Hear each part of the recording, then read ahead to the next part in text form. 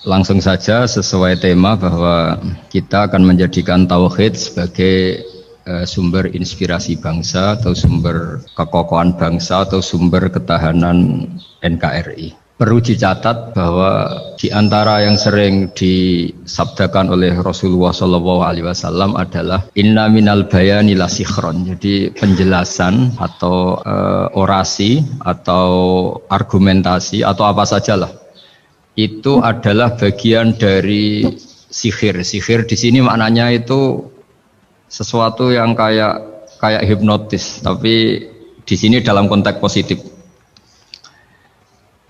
Dulu ketika periode Rasulullah Muhammad SAW itu pertarungan hak dan batil itu diolah pikir.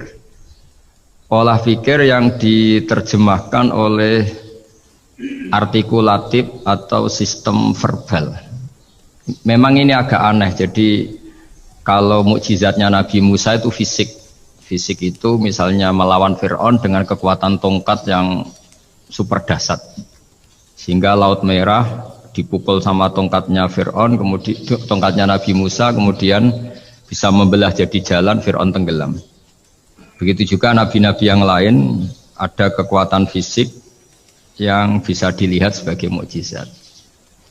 Tapi ketika Nabi Muhammad SAW jadi nabi itu pertarungannya itu ke sistem rasional. Dan yang enggak rasional itu dijelaskan dengan satu penjelasan yang seakan-akan rasional. Ini yang agak jelimet. Sehingga ada wala talbisul haqqan bil batil. Jangan menyampur adukkan hak dengan batil. Saya beri beberapa contoh kejadian. Suatu saat itu ada orang kafir datang ke Rasulullah SAW. Kemudian bertanya, ya Muhammad, jika kambing itu mati betul, yang tidak disembelih, bangkel, itu yang mematikan siapa? Karena Nabi itu orangnya ummi itu lugu, ya yang mematikan Allah. Terus jawabannya si orang kafir tadi, agama kamu itu aneh. Yang dimatikan Allah langsung haram, tapi yang lewat tangan-tangan manusia yang berlumuran dosa halal katanya. Sehingga terus jadi logika yang kok iya ya gitu. Harusnya yang dimatikan Allah langsung kan orisinil gitu. Sehingga orang terus terbelalak seakan-akan ini hebat gitu. Dan resikonya Nabi Habib Fikri, resikonya itu nggak boleh fahisan mutafahisan. Corong Jawa Nabi ora oleh cangkem elek, itu resiko. Andai kan Nabi boleh cangkem elek enak. Nak halal ya pangan kon. Kalau itu baik ya silahkan makan ya. Tapi masalahnya Nabi tidak boleh seperti itu. Andai kan tidak Nabi kan gampang ya sudah kalau halal ya silahkan makan. Masalahnya Nabi tidak boleh apa? Nggak boleh berbicara kasar, tidak boleh berbicara buruk. Terus ada lagi beberapa kejadian yang seperti itu, yaitu masyhur suatu saat Sayyidina Ali didatangi seorang kafir juga Yahudi. Ali, kakimu angkat satu, diangkat sama Sayyidina Ali. Angkat dua-duanya, ya udah bisa. Gitu kok temanmu, maksudnya Nabi Muhammad mengklaim bisa naik langit, gitu aja kamu udah bisa. Jadi selalu pakai olah kata.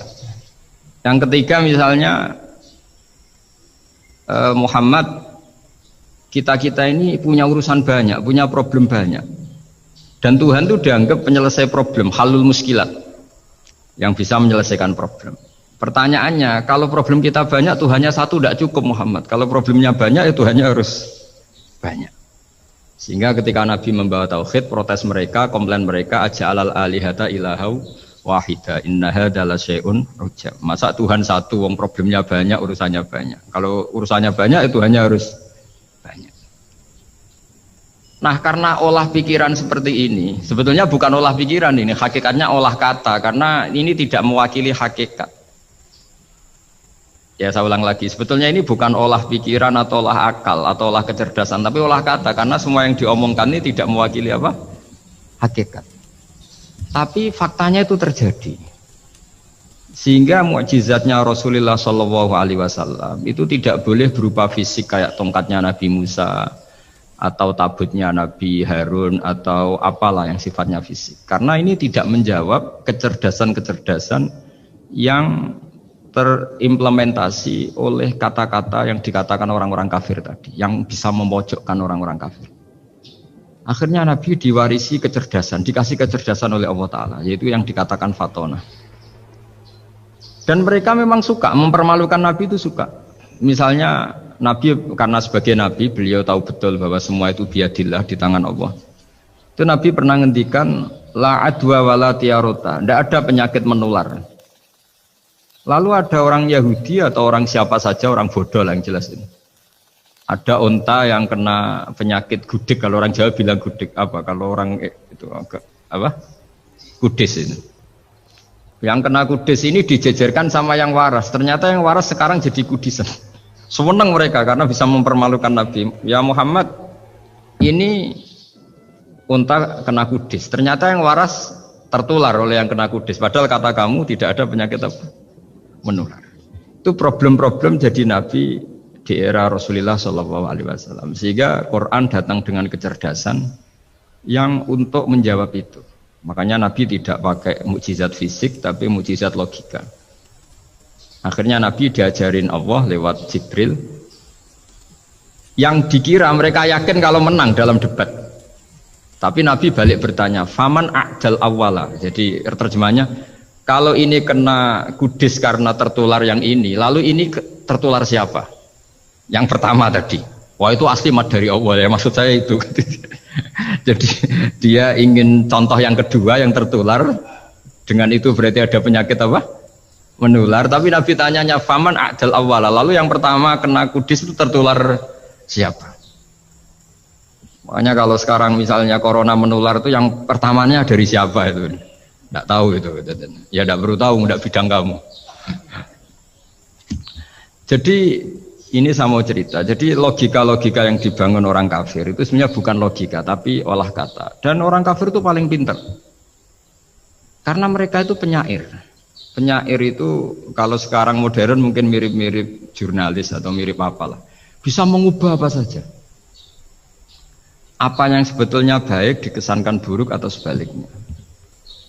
Sehingga ini menyusahkan karena Nabi harus ngendikan hakikat, harus mengatakan sesuatu yang nyata dengan bahasa yang benar, sementara mereka mengatakan kebatilan dengan penjelasan yang baik. Ini ribet kan? Sehingga dalam banyak percekcokan ya, itu susah dicari jalan tengah karena sama-sama mirip, kebenaran ini sama-sama mirip. Jadi misalnya yang masyhur dalam satu peristiwa besar, konflik antara Sayyidina Ali dan Sayyidina Muawiyah, itu konflik yang nggak bisa dihindarkan gara-gara kalimat, gara-gara kata-kata. Makanya sekeras-kerasnya pedang atau senjata itu masih keras apa? Kata-kata atau polemik lah atau apalah. Karena sekarang itu agak susah membahasakan. Ketika konflik Ali dan Muawiyah itu ada orang bilang, ya sudah, nahkum bi kitabillah. Sudah sekarang kita kembali ke kitabillah. Itu mereka megang mushaf. Mushaf ini yang saya pegang namanya mushaf. Seakan-akan itu benar karena orang Islam harus kembali kepada kitabullah. Pertanyaannya lalu Ali kata Ali, fadharabal mushafa biyadihi. Sayyidina Ali nepuk mushaf ini keras sekali. Sal hadal mushaf kata Sayyidina. Kalau kita harus kembali ke Quran, coba tanya ini. Mushaf ini ya, mushaf seperti milik saya ini. Akhirnya orang-orang Khawarij bilang, innama huwa warakun wa madadun. Itu hanya kertas sama tulisan. Bagaimana mungkin kita bertanya? Pas itu adalah orang Khawarij itu orang yang nggak mau ngakui Ali juga nggak mau ngakui Muawiyah, dan Sayyidina Ali sama Sayyidina Muawiyah sudah sadar mau bikin mediator, mau bikin solusi jalan tengah. Jadi sebenarnya dua beliau itu orang baik, gara-gara diprovokasi orang Khawarij terus jadi bentrok. Orang Khawarij bilang nggak ada Ali, nggak ada Muawiyah, yang ada adalah kitabullah, yaitu mushaf. Benar, secara zahir benar, memang orang Islam harus kembali ke mushaf. Tapi Sayyidina Ali pinter, sal hadal mushaf. Kalau gitu tanyakan mushaf itu. Ketika Sayyidina Ali dan Sayyidina Muawiyah sudah sepakat bikin perdamaian. Akhirnya singkat cerita, innama huwa rakun wa wadadun, kata orang-orang Khawarij itu hanya kertas dan pena. Kenapa bisa disuruh atau diminta jawaban? Terus kata Sayyidina Ali, enggak bisa toh kamu tanya mushaf, ya enggak bisa. Makanya tanya saya katanya. Akhirnya Sayyidina Ali memberi penjelasan, wa in khiftum shiqaqa bainihima fab'asu hakamam min ahli wa hakamam min ahliha. Jika dua mempelai suami istri itu ngalami konflik, di mana-mana orang konflik roh raine serasa seneng nek. Kita kalau sedang marah, semuanya lah kalau sedang marah sama istri itu roh raine serasa seneng. Jadi sing ganteng ra ketok gantenge. Ketok elek etok. Sehingga kalau ngomongi anaknya, dasar nakal kok bapaknya gitu. Bapaknya gitu, nanti dasar cerewet koyo ibu. Makanya alhamdulillah banyak anak kita yang mewarisi nakalnya bapaknya dan nakalnya ibunya. Karena sabdonya mesti seperti itu. Jadi anak kita ini korban cara ngomong kita. Maka kita tidak wali itu harus syukur karena omongannya nggak mandi. Itu kalau kita wali, itu anak kita jadi orang buruk semua. Karena kita ngomong dasar goblok koyo ibu. Dari ibu dasar nakal koyo bapak. Berarti anak kita punya status goblok dan nakal. Tapi alhamdulillah yang ngomong itu tidak wali sehingga diabaikan saja sama Allah. Gak penting. Omongannya orang tidak wali itu tidak penting. Makanya tidak wali itu tetap punya sisi positif. Kalau ngomong tidak ngefek. Tapi kalau wali itu direspon sama Allah. Langsung ya. Tapi kalau wali ya tidak ngomong gitu. Tapi. Jadi kalau orang nggak suka itu nggak boleh ketemu. Karena tambah benci. Sehingga butuh mediator. Itu sudah. Ini termasuk ilmu psikologi Quran. Kalau orang sedang tidak cocok itu nggak boleh ketemu. Pakai apa? Mediator. Jika suami istri sedang konflik, itu sebaiknya, seharusnya atau sayugyanya itu kirim mediator. Fab'atsu hakamam min ahli wa hakamam min ahliha. Iyurida islaha yuwaffiqillahu bainahuma. Terus kata Sayyidina Ali, wa amru ummati Muhammad a'dhamu min amri rajulin wa imra'atin. Dan urusan umat Muhammad yang kita sedang konflik dengan kekuatan besar dan bisa pertumpahan darah itu lebih ngeri timbang urusan suami dan istri. Itu saja solusinya mediator. Artinya sesepele itu urusan pribadi saja Allah menyuruh ada mediator. Apalagi urusan kita yang lebih dahsyat. Akhirnya mereka ngakui cara istimbat, cara ngambil kesimpulan Sayyidina. Jadi ini masalah-masalah yang orang bilang seakan-akan benar. Sudah kita kembali ke Quran, kembali ke Quran. Quran yang mana? Wong kamu tidak paham. Lama-lama tanyanya cetakan mana ini? Ribet kan? Makanya saya ini bikin gerakan besar-besaran yang dulu saya ngaji tafsir lama sekali dengan Mbah Mun. Ngaji sama bapak saya, sekarang alhamdulillah sering diskusi sama Pak Quraisyab. Karena kita ini butuh dan saya punya teman akrab Gus Zofur juga doktor tafsir. Ya kalau kamu ingin tak sebut ya punya teman kalian semua untuk mengkaji apa? Tafsir. Itu memang kita butuh. Karena Quran itu teks. Teks itu harus difahami ahlinya karena tapi ketika orang ngomong ayo kita kembali kitabullah, kembali ke kitabullah itu kembali yang apa? Terus tentang apa? Sehingga banyak orang yang entah saking angkuhnya, entah saking benarnya tidak tahu. Saya tidak mau kembali kepada Quran. Kenapa? Saya tidak pernah keluar, saya di situ. Kembali itu kan sudah keluar baru kembali. Itu entah saking angkuhnya, entah saking benarnya tidak tahu. Mau kamu katakan angkuh yang masuk akal? Saya tidak mau kembali. Saya tidak pernah keluar. Memang saya sudah di situ. Benar mana? Bisa jadi ya sudah ini itu wilayah yang nggak jelas itu. Tapi bahwa mukjizatnya Nabi itu menerangkan sesuatu yang kayak iya kayak enggak. Karena orang kafir itu pintar mengemas kebatilan sebagai kebenaran. Jadi enak zaman Nabi Musa ngadepi Fir'aun yang karuan salah. Nabi Muhammad itu enggak ngadepi satu komunitas yang mereka punya jargon yang seakan-akan benar. Misalnya Ka'bah itu sakral, Baitullah. Orang kafir itu percaya keramatnya Ka'bah, percaya sehingga mereka kalau bikin berhala itu harus dekat Ka'bah, bentuk barokah Ka'bah. Gak kurang ajar gimana? Maka berhala-berhala itu paling banyak di dekat Ka'bah karena supaya apa? Dapat barokahnya Ka'bah. Ribet kan? Kamu kafirkan tuh percaya barokah Ka'bah, tidak dikafirkan itu kurang ajar. Ka'bah kok jadi ruwet. Ribet banyak ngadepi. Itu susah memang ngadepi logika ya. Makanya kan apa ya kayak kita ngerawat anak itu mau dilonggar nanti manja terus goblok, mau dikerasin nanti minggat, ribet kan. Jadi ngelola kebenaran itu tidak gampang. Lalu Nabi datang bil haqqil bayyin, dengan kebenaran yang nyata. Dimulailah dari surat diantaranya lam yakunil ladzina kafaru min ahlil kitab wal musyrikin munfakina hatta ta'tiyahumul bayyinah. Bayyinah itu siapa? Rasulun minallah yatlu suhufam mutahharah.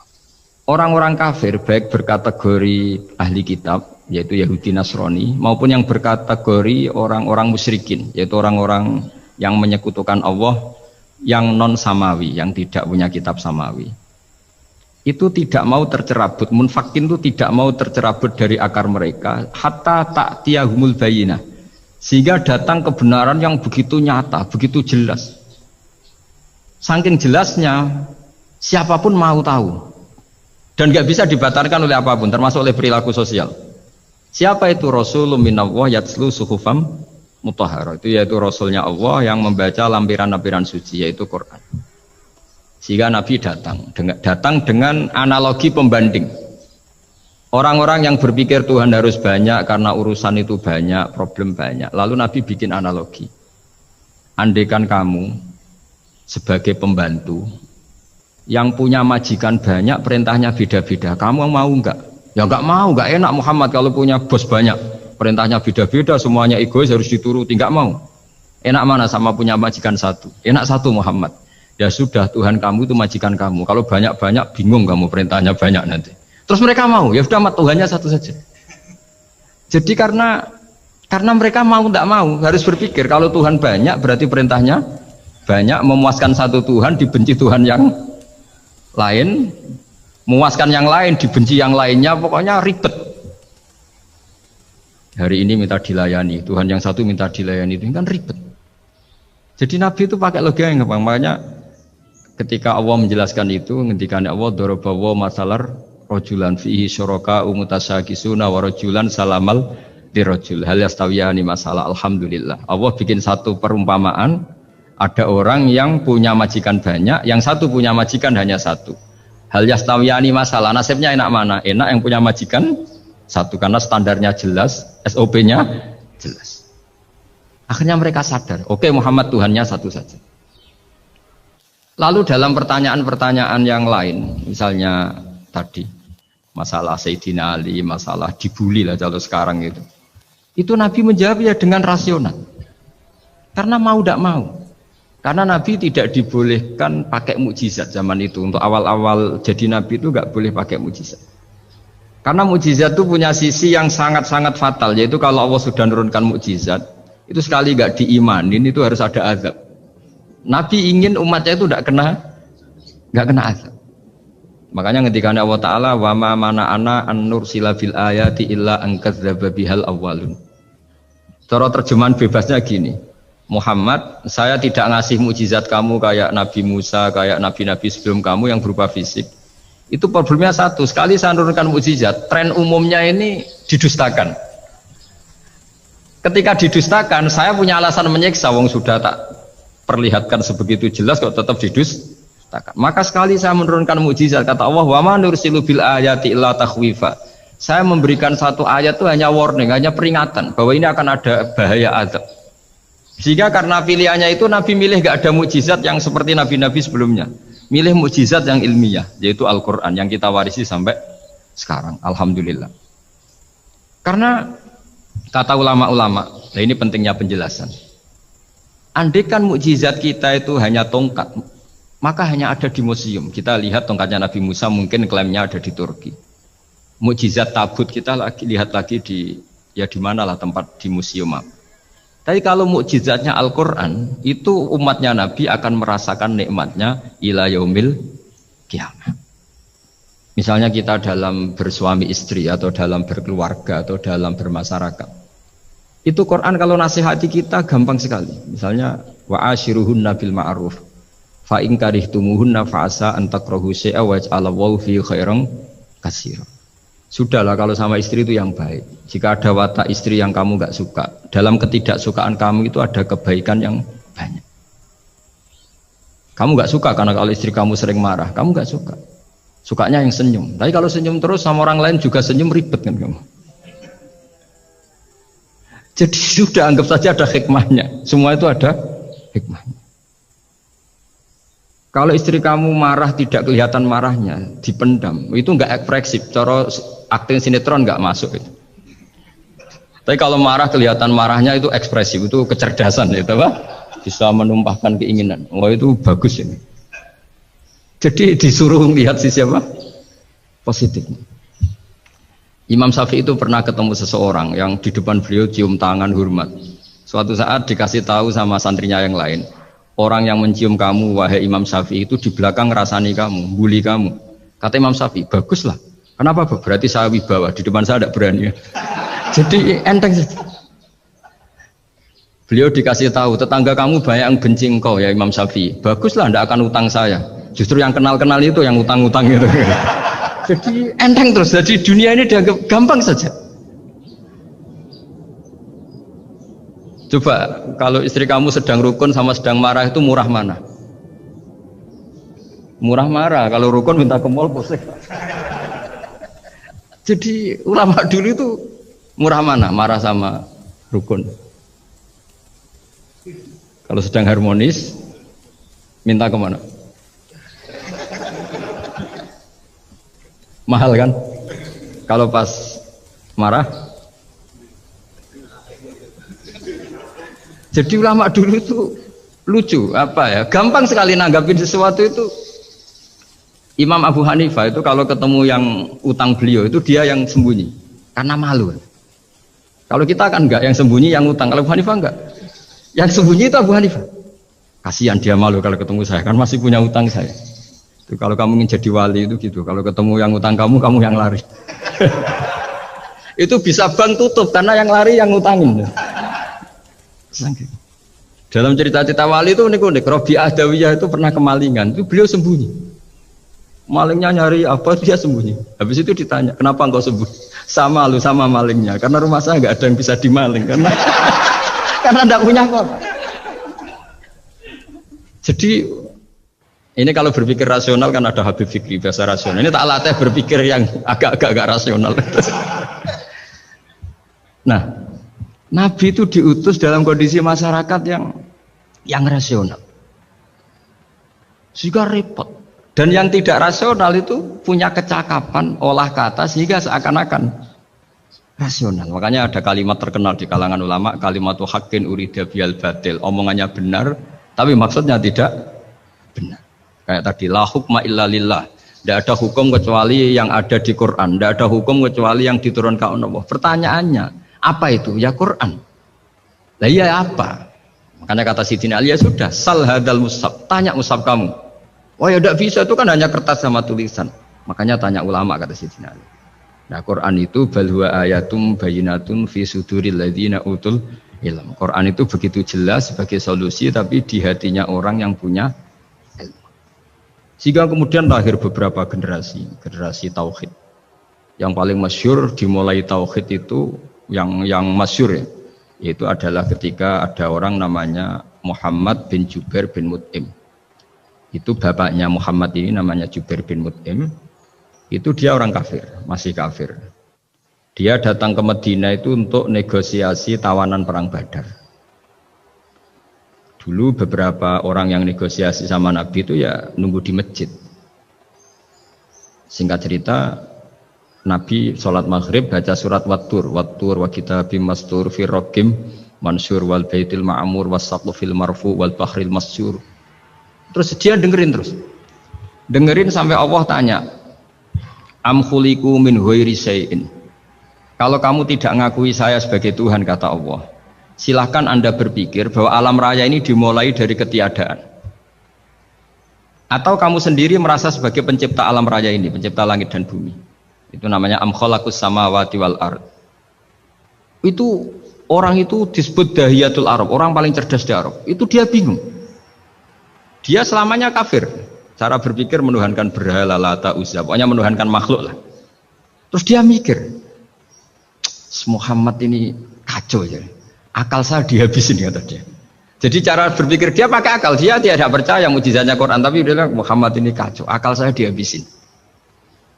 Akhirnya Nabi setelah salam dia menyatakan Islam. Karena kata dia Muhammad, akal saya habis oleh apa yang kamu baca. Nah ini saya mau menerangkan tauhid sebagai inspirasi. Yaitu logikanya gini, langit bumi ini kan wujud itu punya eksistensi. Kalau langit bumi ini wujud, alam raya ini nyata, lalu kamu mengatakan sebelum alam raya ini ketiadaan, berarti ada satu kesimpulan ketiadaan menciptakan yang ada. Itu malah gendeng bareng. Logikanya kan nggak kena. Al adamu yakhluqu maujudan, sesuatu yang nggak ada menyebabkan atau menjadikan sesuatu yang ada. Akhirnya padahal pertanyaannya tadi gitu, ya sudah kalau kamu nggak percaya saya sebagai Tuhan, sebagai pencipta awal, sudah ada usah Tuhan-Tuhanan. Tapi ya mari goblok bareng dengan mengatakan bahwa alam yang ada ini diciptakan oleh sesuatu yang tidak ada. Dari Juber, saya tidak mau goblok Muhammad, sudah iman saja saya, karena saya tidak mau goblok.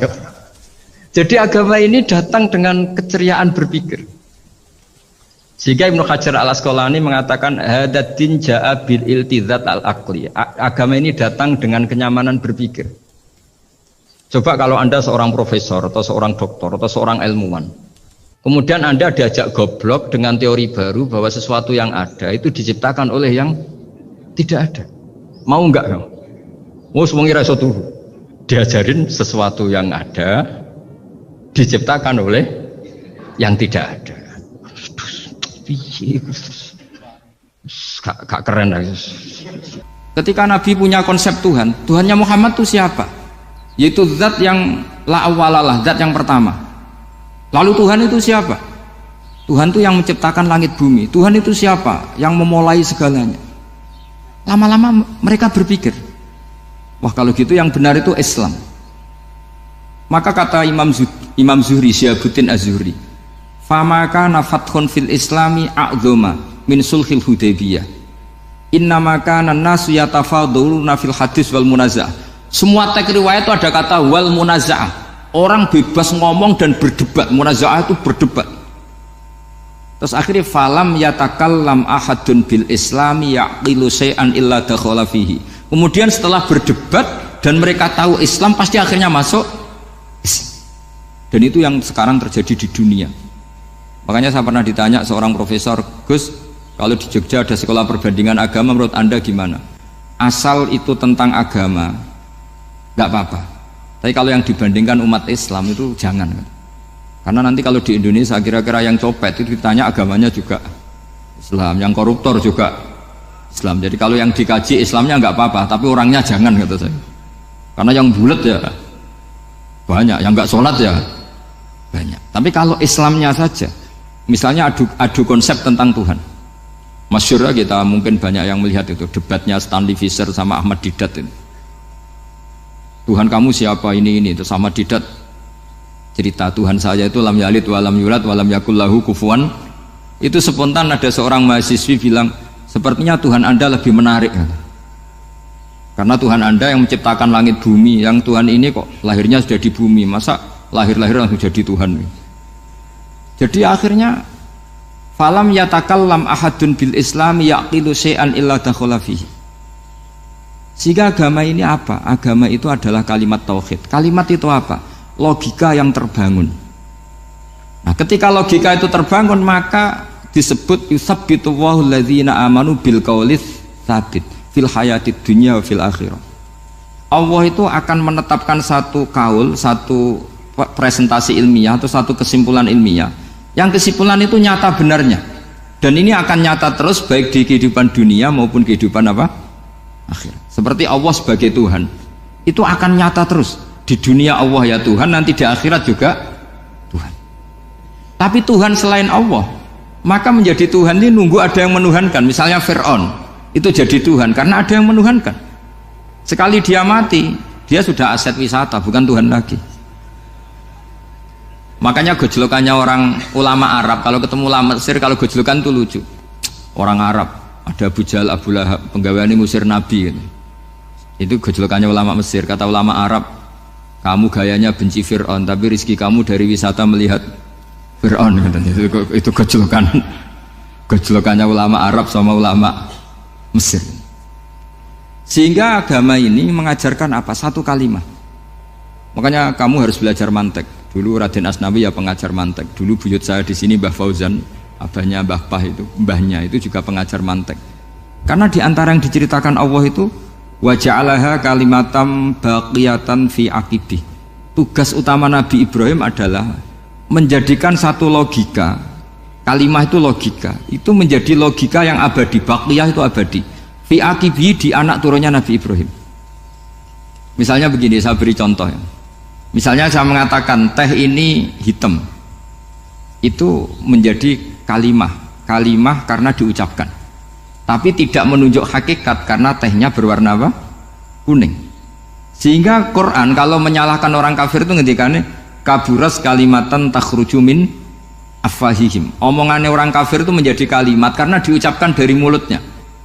Kenapa menjadi kalimat? Karena diucapkan tapi tidak menunjuk hakikat. Seperti orang mengatakan 2 ditambah 2 itu 10, itu kalimat, tapi kalimat yang salah karena tidak menunjuk hakikat. Seperti orang kafir mengatakan Tuhan itu 3, itu kalimat karena diucapkan tapi tidak menunjuk hakikat. Tapi ketika seseorang mengatakan Allah itu Tuhan, Tuhan itu satu, itu disebut kalimatu haqqin 'alaiha nahya wa 'alaiha namut. Bagian disebutkan wa ja'alaha kalimatam baqiyah. Kenapa kalimat tauhid itu kalimat yang abadi? Karena Allah sebagai Tuhan di dunia juga sebagai Tuhan di akhirat, dan selalu Tuhan pada masa yang tidak terbatas. Itu disebut wa ja'alaha kalimatam baqiyah. Kemudian umatnya Nabi mengganti kalimat yang gampang. Allah punya sifat baqo, punya sifat akhir. Maksudnya akhir itu la akhirolah. Terus semuanya. Yang paham ya alhamdulillah, yang enggak paham dikon ngapal wujud kidam baqo mukhalafatul khawadisi qiyamuhu binafsi wahdaniyat kudrat irodat. Wes paham. Lah kok sing rada alim terus roh bedane iki sifat ma'ani iki maknawiyah. Cara Mu'tazilah ngene, cara ahli sunnah ngene. Wah itu sudah kejlimetan bocah. Sementing pokoknya wujud hitam. Nah, kenapa yang pertama yang disebut wujud? Karena yang membedakan kita dengan paham ateisme itu ya sifat wujud. Yaitu mereka mengatakan alam raya ini dimulai dari ketiadaan. Wah itu akal mana saja itu nggak bisa nerima, masa ketiadaan menciptakan sesuatu yang ada. Maka kata Ibnu Hajar al-Asqalani ketika mentafsirkan mensarai hadis salasun mangkunna fihi wajata halawatal iman. 3 hal ini kalau kamu faham maka menemukan manisnya iman. Manis itu enak. Terus kata Ibnu Hajar al-Asqalani, saya masih ingat betul dalam sarahnya Fathul Bari, wa yusamma inda ahlil aql, misalnya al-iltizat al-aqli. Agama ini mengajarkan kenyamanan cara berpikir. Coba kalau sampean seorang doktor atau seorang profesor atau seorang pinter, kemudian kamu dipaksa mengimani bahwa alam ini diciptakan oleh ketiadaan, itu bisa tidur gak? Oh tidak bisa tidur. Sampean misalnya orang pinter dididik di kampus atau dididik di pondok, alam ini yang wujud, yang menciptakan itu sesuatu yang tidak wujud, kamu bisa tidur gak kira-kira? Ini guru apa? Ini sarap ini. Mosok hadil maujudat khalaqahal adam, sesuatu yang wujud diciptakan ketiadaan. Tapi agama ini membawa sesuatu yang menyenangkan untuk akal, yaitu hadhil maujudat khalaqaha wajibul wujud. Maujudat yang wujud ini diciptakan super maujud, yaitu oleh bahasa pondok disebut wajibul wujud. Kan terus seneng, wajar dong kalau sesuatu yang ada diciptakan oleh yang ada. Nah tentu ada pencipta, terus ada super, disebut wajibul wujud. Kan terus enak. Nah itu kata Ibnu Hajar al-Asqalani disebut wajada halawatal iman. Sehingga kita tidak usah khawatir. Makanya saya itu termasuk orang yang nggak khawatir. Apapun rusaknya dunia ini, kacaunya dunia ini, akan kalah dengan kalimatut tauhid. Karena kalimat ini ketemu apa saja pasti menghancurkan. Yaitu disebut bal naqdhifu bil haqqi 'alal batil fayadmaghuhu fa idza huwa zahid. Kalimat hak ini akan menabrak apa saja, dan yang ditabrak pasti hancur. Makanya sampai tidak usah khawatir misalnya ada negara ateis di Cina, di Korea, kita yakin asal yang diteliti itu agama Islam pasti menang. Nah yang susah kalau yang diteliti orang Islam, itu susah karena yang copet kadang-kadang ya umat. Apalagi di negara yang mayoritas muslim, nanti copetnya, premannya, koruptornya semuanya beragama Islam. Makanya kita hanya punya pilihan 2 itu, umat Islam dan Islam yang kumat itu dok. Kalau tidak umat Islam ya Islam yang kumat. Tapi kalau kalimat tauhid itu kalimat yang aman, tak jamin 100%. Sehingga saya itu kalau ditanya profesor Pak Bak, kalau suatu saat Indonesia jadi negara yang sangat terbuka, kemudian ada sekolah perbandingan agama, menurut Anda prospek Islam gimana? Saya jawab, asal yang dikaji Islamnya bukan orangnya, pasti Islam tetap prospek. Asal yang dikaji apa? Islamnya, bukan orangnya. Kemudian lahir ulama-ulama baru yang cara ngarang sama. Ini kitab yang dulu saya ngaji sama Syekhina Kiai Maimun Zubair Mbah Mun. Itu kemudian ulama-ulama baru, kata Yai Mbah Mun itu juga bapak saya sering pesen, orang itu harus tahu zaman. Menerangkan tauhid itu kalau ulama dulu itu dimulai dari kalimat yang mungkin yang ngaji saja bingung. Al-alam mutaghayyir wa kullu mutaghayyir hadis la budda mim muhdits. Itu sampean dengar mesti anggap jimat itu apa itu doa apa gitu. Doa jalbu rizki apa gitu. Padahal itu logika. Tapi terus ulama-ulama modern itu ngarang seperti ini ada gambar. Ini kitab yang saya dulu ngaji sama itu digambar seperti ini. Maksudnya digambar seperti ini gini, penjelasannya gampang. Sampean kalau gambar seruat apapun, misalnya gambar gedung tingkat 5 atau gambar gunung atau gambar apa saja, mbok seruat apapun gambar itu dimulai dari satu titik. Tadi hadhil awalim kulluha, bahwa alam semua ini dimulai dari nuqtatil wujud, ada titik wujud. Dan karena ini wujud penyebab harus bersifat awal, makanya Allah itu selain wujud harus bersifat al-awwal, kalau bahasa pondok al-qadim.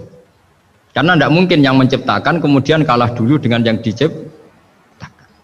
Begitu juga Imam Al-Amudi. Imam Al-Amudi itu jadi wali itu karena dia ahli matematika.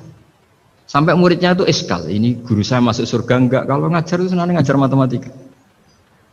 Beliau ahli usul fikih, ahli fikih, tapi senangannya ngajar matematika. Sampai muridnya sanksi, ini masuk surga enggak ya? Walhasil dalam cerita keramat beliau, sama ndak usah terus saya tidak percaya, kamu tidak wali, kok tidak percaya gimana? Ribet sekarang gitu, orang kalau nggak nekuni sesuatu terus nggak percaya, ribet kan? Itu beliau masuk surga itu dijamin dapat surga itu karena ngajar matematika.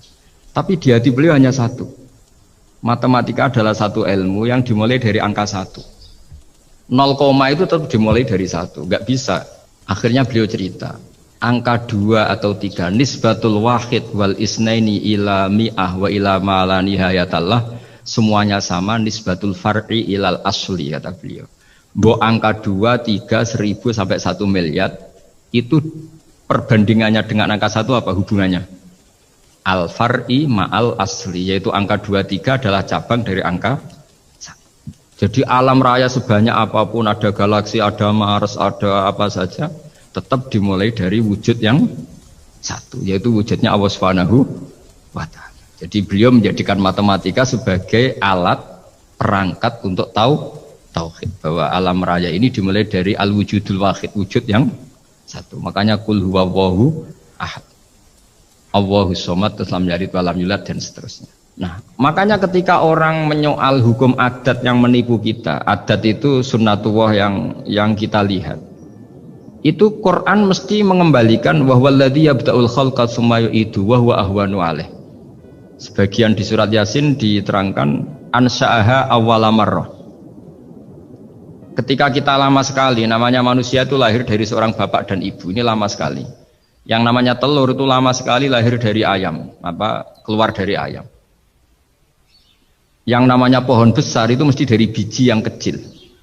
Karena lama itu terjadi, seakan-akan kita ngomong, kita berkeyakinan tahu-tahu ada pohon besar itu mukhal, tahu-tahu ada manusia ini mukhal. Makanya ketika ada figur yang bernama Isa bin Maryam, itu orang kafir Yahudi itu menolak, bagaimana mungkin ada manusia tanpa bapak. Oke, itu menyalahi prosedur lazim, protap lazim. Tapi kata Allah gimana? Inna masalah Isa indallahi kamasali Adam. Kalau Isa mohal karena tanpa bapak, harusnya Adam lebih mohal karena tanpa bapak, tanpa ibu. Jadi artinya apa? Allah tetap mengingatkan bahwa kudroh saya yang pertama itu menjadikan semuanya mungkin tanpa perangkat adat. Maka kitab ini yang saya baca ini, milik Sayyid Husain Afandi ini, itu menjelaskan bahwa hukum adat itu menipu. Saya ulang lagi, hukum adat itu menipu. Ketika ayam mengeluarkan telur, telur kemudian menjadi ayam lagi. Terus kita berdebat, telur sama ayam dulu mana? Menurut Anda milih mana? Milih apa? Telur. Kalau ini yang kubu sebelah ini ayam apa telur? Telur. Ayam. Ayam lahir dari Nah, pertanyaannya begini kalau menurut tauhid. Ketika lazim kalau telur itu nanti suatu saat jadi ayam, terus ayam kemudian lazim mengeluarkan telur. Ketika Anda mengatakan mungkin kontribusi Anda terhadap kemungkinan itu apa? Kan sama, Anda tidak ikut menciptakan. Wong tidak ikut menciptakan kok menvonis mungkin dan tidak mungkin. Kamu itu hanya saksi. Makanya pertanyaannya Allah, loh ketika itu kamu anggap mungkin, kontribusi Anda itu apa? Kan hanya melihat. Kamu sendiri tetap tidak mampu bikin telur, Anda juga tidak mampu bikin ayam. Artinya meskipun telur jadi ayam, ayam jadi telur sampai kiamat, tetap ada kontribusi kudrohnya Allah Subhanahu wa Ta'ala. Bukan berarti berdiri sendiri. Wong kamu yang bilang mungkin ya nyatanya enggak berkontribusi. Sehingga kalau suatu saat Allah bikin telur dari batu atau ayam keluar dari batu, bagi Allah itu enggak masalah, tapi bagi kamu masalah. Bagaimana mungkin hewan keluar dari batu? Ini logikanya gimana? Loh memangnya ketika telur dari ayam itu logika kamu gimana coba? Kamu ikut bikin enggak? Nah ini di sini pentingnya mukjizat. Akhirnya Allah bikin mukjizat, ada satu onta besar keluar dari batu, yaitu mukjizatnya Nabi Kamu memasalahkan, ini gimana onta kok keluar dari batu? Lalu kalau Allah tanya kamu, gimana telur keluar dari ayam? Loh ini biasa Gusti mungkin, memangnya kamu bisa? Berarti bagi orang yang tauhid, yang wali, keluarnya ayam dari telur sama onta dari batu itu nisbatnya sama. Sama-sama semuanya di luar kontribusi kita. Kenapa yang satu kamu katakan mungkin, yang satu kamu katakan tidak mungkin? Toh kamu sama-sama tidak terlibat. Itu cara berpikir tauhid. Artinya apa? Orang-orang wali atau orang-orang alim meskipun melihat telur keluar dari ayam tiap hari tetap subhanallah, subhanallah, Allahu Akbar. Karena ini keajaiban. Tapi kamu kan enggak taunya ajaib itu yang aneh-aneh itu. Makanya banyak cari kiai aneh yang gondrong yang enggak pernah mandi gara-gara kamu tuh suka aneh itu gara-gara. Dong ini ya. Dong itu tahu ya. Jadi buat sesering apapun alam raya ini ada siklusnya, biji jadi pohon, pohon kemudian keluarkan buah, buah ada biji, semuanya yang berkontribusi hanya kudrohnya Allah Ta'ala. Tidak mengikat Allah, Allah bisa bikin tanpa itu semua. Makanya Allah selalu memperbarui mukjizatnya, termasuk ada onta besar keluar dari batu, yaitu mukjizatnya Nabi Soleh. Kamu nggak boleh menyoal ini mukhal gimana?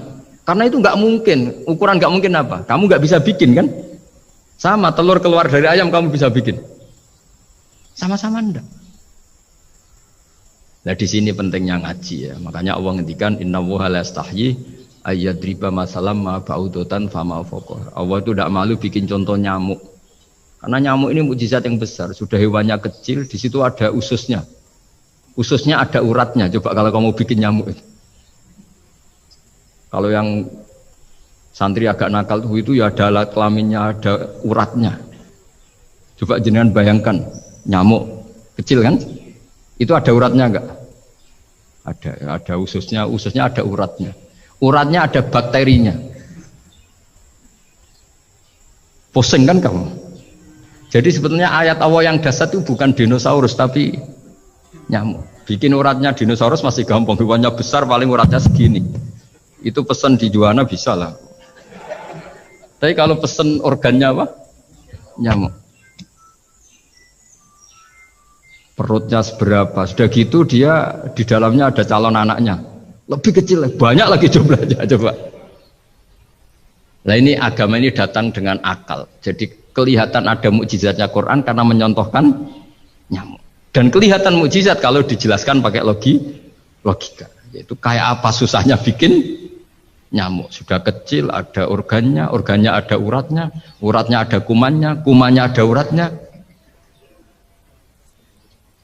Pusing enggak? Makanya tidak ada kampus yang siap memaklumatkan diri sanggup bikin nyamuk. Karena ya nggak sanggup tadi. Lah itu mukjizatnya Quran. Jadi Agama ini ketika ulama-ulama ja'a bil iltizazil aqli. Agama ini datang dengan kenyamanan berpikir. Makanya kita nanti kalau mau mati itu yang seneng saja. Kita tidak tahu caranya hidup, tahu-tahu lahir, tahu-tahu hidup, tahu-tahu punya hutang, tahu-tahu banyak masalah, tidak tahu kita. Nanti kalau mati juga gitu, nggak ingin mati tahu-tahu mati. Nanti nggak tahu-tahu bangkit.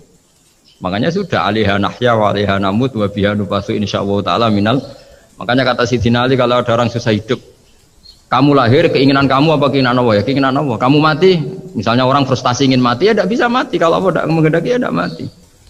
Ya sudah, zaman kita hidup ya tidak bisa mengelola kehidupan ini ya sudah. Kalau mati juga tidak bisa mengelola kematian ini. Makanya terus kita diajarkan inna sholati wa nusuki wa mahyaya wa mamati lillahi rabbil alamin. Berhubung kita tidak tahu ya sudah hidup kita, mati kita semua di tangan Allah. Sudah kita pasrah saja. Nah, jamnya mati aja, serasa pamit, sudah mati aja, sudah gak ribet. Makanya wali-wali itu ya biasa ngelihat kematian itu, bukan karena yakin pasti masuk surga ya enggak. Kata wali-wali itu di dunia ya Tuhannya Allah yang ngurusi kita ya Allah, nanti di akhirat ya sama. Itu tauhid ya. Jadi saya ulang lagi ya, jangan terjebak hukum adat. Karena dalam hukum adat itu sebenarnya Anda tidak aktor tapi hanya saksi. Yang namanya telur keluar dari ayam, ayam mengeluarkan telur. Tapi sebetulnya ini tidak mengikat. Allah bisa saja bikin hewan dari yang lain. Kayak tadi mengeluarkan untanya Nabi Soleh dari batu yang apa? Besar. Ya wah itu mokal, bagaimana mungkin? Nah memangnya ayam jadi telur, telur jadi ayam, Anda ikut berkontribusi kan enggak? Andai kan Anda menyaksikan kudrahnya Allah Ta'ala di semua kejadian. Yaitu Allah bisa bikin nyamuk, nyamuk ada organnya, organnya ada uratnya. Dengan reputasi seperti ini maka kita akan mensifati Allah innahu ala kulli syai'in qadir, bahwa Allah bisa melakukan apa saja. Wa huwa ala kulli syai'in qadir, diulang-ulang. Sama Indonesia yang sekarang seperti ini, yang kata orang ada yang bilang terbelakang, ada yang bilang tertinggal dari Eropa. Mungkin dalam kudrat Allah untuk bikin Indonesia lebih makmur dari sekarang, bisa mengalahkan negara-negara yang lain. Jadi kalau kamu ingin, tapi Indonesia banyak masalah gini-gini, bagi Allah mudah saja menyelesaikan masalah. Tetap inadzalika ala wahi yasir. Kita harus optimis bahwa semuanya bagi Allah mudah. Tapi cara berpikir ya tadi, dengan reputasi Allah bisa bikin nyamuk. Nah nyamuk sulitnya di mana ya tadi, sudah kecil, punya organ, organnya punya urat, uratnya punya bakteri, bakterinya punya organ, organnya bakteri, mungkin ada bakteri lagi. Pusing kan? Ya jangan, nggak usah dipikir kalau pusing. Ya jadi terus yang terakhir, saya mohon kalau baca Quran sebisa kita ada yang diangen-angen. Jadi Allah kalau mendorong kita mengakui eksistensinya Allah, Allah sering ngendikan yang mudah-mudah. Misalnya saya ini yang menciptakan kamu, saya yang menciptakan kamu. Falau la tusaddiqun, sudahlah, saya ini nahnu khalaqnakum. Saya ini pencipta kalian, Bu yao. Hubungan kamu itu dengan saya, urusan kamu terdekat itu dengan saya, kata Allah, bukan dengan yang lain. Karena saya menciptakan kamu, kata Allah. Tapi kita ini aneh, jadi manusia itu aneh. Dengan zat yang menciptakan kita tidak punya urusan, dengan yang tidak terkait dengan kita punya itu kan aneh. Dan Allah kalau menerangkan itu gampang. Terus bagi manusia yang kumo luhur, yang angkuh, seakan-akan bisa menentukan segalanya. Falaula in kuntum ghairu madinin tarji'unaha in kuntum shadiqin. Kalau kamu orang hebat, Bu ya, ketika nyawa kamu mau keluar tuh kamu tahan supaya kamu nggak jadi mati. Nggak keren kan orang hebat kok mati katanya. Kamu sombongnya kayak gitu, seakan-akan bisa ngatur dunia, menaklukkan dunia, ternyata kamu mati. Harusnya nggak usah mati dong. Kata Allah, falaula in kuntum ghairu madinin tarji'unaha in kuntum shadiqin. Makanya falaula idza balaghatil hulqum wa antum khina idin tangdur. Bu ya, orang-orang yang keren, yang merasa hebat, yang biasa ngatur dunia, bu ya ketika mati itu jangan mau. Ya, ini sensitif lah ya. Ya saya kira demikian ya, semoga lewat ngaji ini kita kembali ke tauhid yang benar lewat penjelasan-penjelasan yang akli, yang rasional. Saya pastikan agama ini datang dengan al-iltizatul akli, kenyamanan berpikir. Kayak apa susahnya kita dengan jadi ateis? Karena harus punya rumus bahwa yang ada diciptakan oleh yang tidak ada. Itu kan jadi aneh. Makanya ukuran iman, salasun man kunna fihi wajada halawatal iman. Ciri utama iman itu nyaman, halawah itu manis. Karena ya itu tadi apa yang dibawa oleh Quran dan hadis sesuai akal kita. Maka masyhur di kalangan para ulama ada pepatah, Laulam yakun maja'a bihi Muhammadun dinan lakana fi aqlin nasi hasanan. Kalau saja Muhammad tidak maklumatkan kalau ini agama, akal pun akan setuju bahwa yang dibawa itu hal yang luar biasa. Karena agama ini tidak lam yusodim al-aql, agama ini tidak akan menentang akal. Liqaumi ya'qilun liqaumi yatafak. Kalau ada orang bilang akal saya itu menolak faham agama, itu akalnya yang perlu dicek. Ada masalah itu pasti. Gini ya, jadi kalau misalnya IT atau teknologi apapun, Islam datang itu kan ngatur ketentuan efek ya. Misalnya mudahnya komunikasi bagi orang yang soleh mungkin terus dipakai ngaji, dipakai kebaikan, dipakai menjaga NKRI. Bagi yang tidak baik, dipakai alat selingkuh, alat memecah belah bangsa, dipakai alat adu domba. Jadi Islam datang ya sudah ketentuannya, yang dipakai maslahat itu halal, yang dipakai madarat itu haram. Islam hanya ngajari itu, tapi bahwa penemunya yang menjadikan semuanya mudah. Dulu kita nelpon hanya dengar suara, sekarang pakai apa? Bisa tatap muka. Itu dianggap ilmu yang objektif, belum punya akibat. Nah nanti akibatnya tadi kalau nelpon yang apa itu, yang kelihatan wajahnya, apa namanya istilahnya itu, video call. Kalau kamu sama guru kamu, sama ibu kamu ya ibadah. Kalau sama selingkuhan kamu ya dosa, kan gitu. Islam hanya membahas itu, tapi nanti ya kan memang hukumnya hanya itu kan. Kalau dipakai positif ya bagus, kalau dipakai negatif ya buruk. Nah Islam tidak boleh terus disalahkan. Ini akibat teknologi maka orang mudah selingkuh. Sebelum ada teknologi yang selingkuh juga sudah banyak. Sekarang ngaji gampang karena ada apa telekonferensi gini-gini. Mulai dulu yang suka ngaji, yang ngaji gampang karena kadang kiai ya tetangganya. Nggak jauh-jauh juga banyak orang bener. Jadi ini kan urusan niat. Meskipun semuanya mudah, kalau nggak ada niat juga susah. Tapi kalau kita yang ngaji tauhid, ngaji hikmahnya Allah. Semua yang diciptakan Allah itu ada hikmahnya. Misalnya Allah menciptakan manusia itu sebagai pemalas, itu bagus. Bagusnya begini, kalau di bab ibadah pemalas itu buruk. Tapi kalau andekan Anda ditakdir punya kemampuan ahli nuklir, terus Anda tidak pemalas, setiap hari bikin nuklir yang paling dahsyat. Pertama hanya bisa menghancurkan Hiroshima dan Nagasaki, suatu saat bikin yang se-Asia, lama-lama bikin yang seluruh dunia. Lama-lama saking cerdasnya, pertama butuh bahan besar, lama-lama hanya kecil, ribet kan. Barokahnya pemalas, ngantor, baca koran, ngantor, ngerumpi, sehingga yang bagian nangani nuklir itu tidak pinter-pinter banget. Itu bahaya tuh kalau pinter banget itu, karena efeknya itu sama. Sekarang kan ada kacamata pinter beda. Itu kan ketemu orang bisa merekam kan, semua privat orang bisa, ribet kan. Nah agama itu ngatur yang halal ya biar halal. Misalnya begini ya, ada orang ke Mars atau ke bulan, kita katakan pinter dalam konteks menjelajah alam. Tapi kalau dibalik, rakyatnya miskin butuh makan, kemudian itu untuk biaya ke bulan, itu bodoh apa pinter? Membiarkan masyarakatnya lapar karena biayanya dipakai naik ke bulan, itu pinter apa bodoh? Tapi dari tidak tahu tentang bulan menjadi tahu, pinter apa bodoh? Pinter. Tapi kebutuhannya makan kok malah naik ke bulan, pinter apa bodoh? Ya saya juga bingung kayak Anda kalau nggak apa-apa ya memang ilmu ada sisi membingungkannya ya, nggak apa-apa lah, bingung-bingung dikit nggak apa-apa, tapi ya kira-kira begini ya, sebetulnya kita juga kadang salah mengkategorikan. Ada neo khawarij, ada Islam ekstremis, ada moderat lah. Itu omongannya peneliti ya, itu kan peneliti itu harus mengkategorikan, terus sampling ilmiah harus diputuskan ini kategori apa, solusinya apa. Tapi itu analisis. Sebetulnya masalah itu tidak sesulit itu ya. Kalau Allah menghendaki gampang saja. Misalnya Anda berpikir neo khawarij, kemudian anak Anda sakit, yang ditakdir nyuwun sewu harus hutang tetangga, kebetulan yang ngutangin itu orang Islam moderat. Ini yang sering lupa para analis itu, saya ulang lagi, para analis itu mbok yaong regani pangeran. Saya itu sering ketemu para analis, sering saya ingatkan, mbok ya kamu itu ngergani Allah.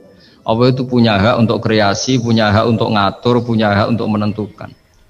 Kita misalnya begini, kadang berpikir orang neo khawarij tadi itu bisa nggak ekstrim kalau bacanya buku ini atau ngikuti pikirannya tokoh ini, itu kita. Tapi kalau Allah itu enggak. Saya beberapa kali ada kejadian orang begitu benci misalnya sama Muhammadiyah atau benci sama NU atau benci apa, Itu marine mergo apa? Anake pacaran terus nikah. Mulane corong Jawa gedeng tapi nyanding. Itu dulu banyak kiai yang benci Muhammadiyah. Barang anake besanan ya baik-baik saja. Karena nanti cucunya jadi Muhammad NU. itu banyak, ada satu dua itu. Sama nanti orang yang kuras gitu ternyata pas butuh bantuan yang nolong itu Islam moderat. Akhirnya kan karena Al-Insan Abdul Ihsan itu ya respect. Jadi, nah tapi kita sebagai analis ngiranya kalau pikiran itu dilawan pikiran, tidak mesti juga. Jadi manusia itu segampang itu. Dulu yang namanya Abi Sufyan itu bencinya sama Nabi, Masya Allah juga sebaliknya. Tapi ketika Ummi Habibah jadi istrinya Nabi, itu kebencian yang penggemar Abi Sufyan dan Nabi cair. Begitu juga Juwairiyah. Makanya ketika ada konflik besar antara kelompok-kelompok itu, karena mereka sebagian sudah jadi istrinya Nabi itu, mereka bilang asharu Rasulullah SAW. Jadi konflik yang se-ekstrem itu selesainya pakai besanan. Ashar itu besanan. Mau tukaran gimana? Mau benci Muhammadiyah gimana? Cucunya sekarang sudah Muhammad NU. Yang NU juga cucunya sekarang, ya sudah. Akhirnya ya baik-baik saja. Jadi tidak udah ada solusinya. Kalau Allah sudah menghendaki nanti gampang saja. Sama jangan tanya, lah kapan itu Gus? Yang saya ada Tuhan kamu tanya ya, tanya sama Allah. Jawabannya wallahu a'lam. Tapi saya mohon para analis ya, jangan corong Jawa ojo ngilani pangeran. Tuhan itu diberi hak untuk menyelesaikan karena banyak yang di luar dugaan. Wahsy itu menjadi mukmin justru setelah membunuh Hamzah. Khalid bin Walid menjadi mukmin justru setelah menang di perang Uhud. Tapi kalau Allah menghendaki segampang itu. Yaitu ketika Khalid bin Walid menang di perang Uhud karena sahabat melanggar perintah Nabi harus tetap di atas gunung, sementara mereka melanggar turun ke gunung. Itu Khalid bin Walid itu, wah Muhammad itu luar biasa. Anak buahnya melanggar saja dikasih sanksi, apalagi kita. Ini berarti orang yang sangat diperhatikan oleh Tuhannya. Terus dia cara berpikir begitu. Akhirnya masuk Islam. Banyak orang masuk Islam itu malah pas menyembah Tuhannya, Tuhan berhala. Itu ada orang Arab, zaman Arab dulu. Pas mau nyembah berhalanya, pas ada luwak kencing di kepala berhala itu. Terus dia, aduh punya Tuhan kok gak keren, gimana? Terus masuk Islam. Jadi dia dapat hidayat pas keliru. Kalau dalam cerita kewalian ya Sunan Kalijogo itu, dia jadi muridnya Sunan Bonang. Kenalan pertama karena begal Sunan Bonang. Pas begal malah jadi murid. Jadi kalau Allah itu punya sekian cara. Kadang kiai itu gak bisa mengislamkan orang, tapi banyak mahasiswa punya pacar non muslim itu yang Islamkan pacarnya. Ribet kan kalau sudah mau apa coba itu memang. Ya sudah Allah itu diberi hak ya tetap Allah sebagai Tuhan itu tidak usah. Mbah Mun itu diantara yang sering dikatakan beliau itu dulu saya juga agak protes dengan tanda kutip, tapi beliau ngendikan ya saya sami'na wa ata'na. Kata beliau gini, hak sok itu sing gawa agama nang Indonesia itu pegawai negeri. Yang bawa agama kemana-mana itu pegawai negeri. Nah, sempat protes. Lah santri bah, mau santri karuan mau santri. Tapi setelah saya jadi kiai, ya bebas. Setelah saya jadi kiai ini kan sudah jadi kiai betul, sudah jadi kiai betul. Tanpa SK kan tadi kiai. Kalau komisaris pakai SK, kalau kiai itu nggak usah SK. Setelah saya jadi kiai itu sering ada tamu dokter, ada tamu tentara, ada tamu pegawai-pegawai negeri. Itu bilang, saya ini dokter, karena saya dokter. Kadang datang di pedalaman Papua, NTT itu kan atas nama dokter, yaitu di puskesmas desa-desa tertinggal. Karena mereka Muslim berkebutuhan Islam, yaitu ada sholat, ada masjid, ada akhirnya dibikinkan. Dan orang ke sana, orang di sana yang mau apa coba? Wong itu negara. Coba kalau yang datang kita sebagai kiai, dianggap misionaris kan?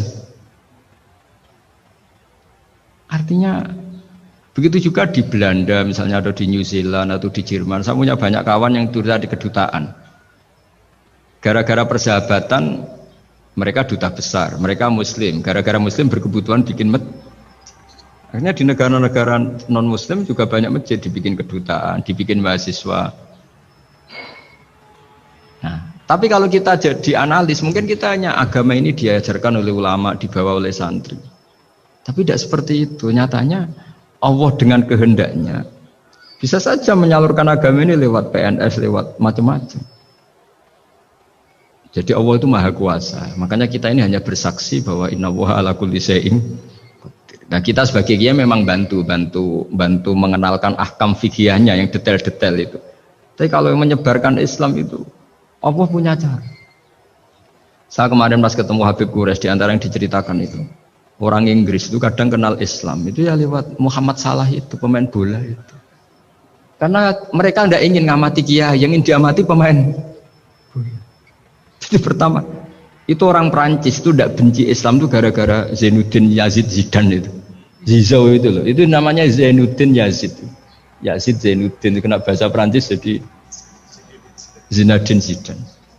Itu dulu imigran dari Aljazair itu dibenci sama orang Prancis. Tapi setelah yang membawa Prancis juara itu adalah seorang Zidane.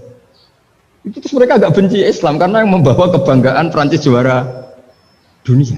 Apalagi kalau nggak salah pas itu ada 3 pemain Muslim Prancis.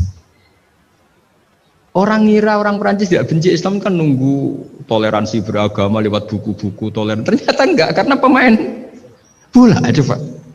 Kalau mau mengendaki sampai jurnal-jurnal di Prancis setelah juara dunia siapa bisa membenci orang Aljazair? Mereka harga kita, mereka martabat kita. Padahal dulu pandang sebelah. Dulu itu orang di Inggris, pemain Inggris itu kalau mau sholat susah, mau puasa susah. Terus mereka ingin minta hak puasa kalau musim puasa. Tapi menjadi mudah di luar dugaan. Manchester City dibeli Sulaiman Al-Fahim. Ya sudah mau apa coba manajernya yang punya muslim. Nah, larang sholat tak pecat kan? Ya akhirnya ya malah ada masjid. Pelatihnya kalau ada yang puasa gitu, monggo dari akan mau apa coba. Segampang itu kalau Allah mengubah dunia. Makanya disebut ya muhawwilal ahwal hawil ahwalana ila ahsanil hal, ya muqallibal qulub sabit qalbi ala dinik. Ya udah pokoknya semua itu ya kita ikhtiar tapi tetap yakin Allah yang punya cara. Dalam sejarah yang terkenal Islam masuk Indonesia itu tidak lewat ustadz, lewat pedagang. Versi ya sejarah yang terkenal meskipun banyak versi. Gara-gara ada pedagang mereka muslim mau tidak mau ya tetap berkehidupan muslim. Berhubung kehidupan Islam itu menarik, simpatik, akhirnya banyak yang menjadi Islam. Jadi ya sudah seperti itu. Saya kira demikian. Assalamualaikum warahmatullahi wabarakatuh.